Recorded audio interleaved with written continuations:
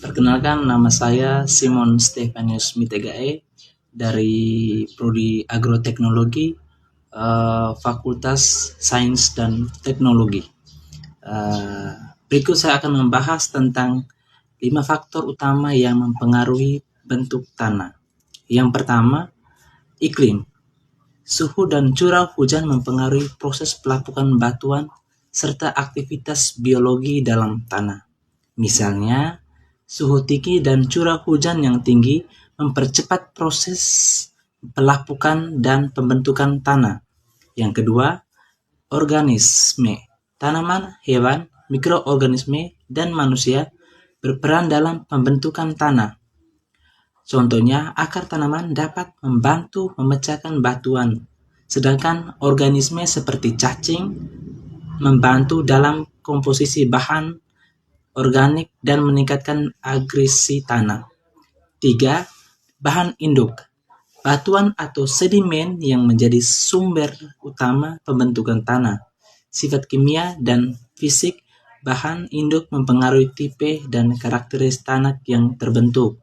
Yang keempat, topografi atau biasa disebut dengan relief. Kondisi lereng, ketinggian, dan bentuk permukaan tanah. Daerah dengan lereng curam cenderung memiliki erosi yang lebih tinggi, sehingga tanah lebih tipis dibandingkan daerah yang lebih datar. Yang kelima, waktu.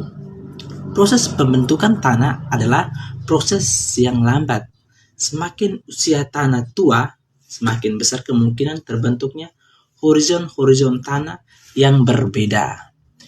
Referensi ini dapat ditemukan di buku jurnal ilmu tanah seperti Podogenesis, Proses dan Faktor Pembentukan Tanah, atau bisa juga materi kuliah dasar-dasar geologi tanah.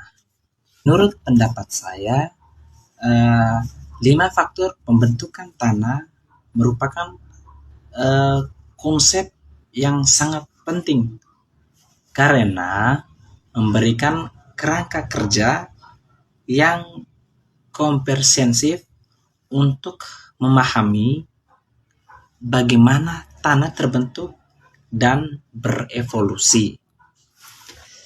Setiap faktor iklim, organisme, bahan induk, topografi, dan waktu saling berhubungan dan berkontribusi pada pembentukan tanah secara unik di berbagai lokasi.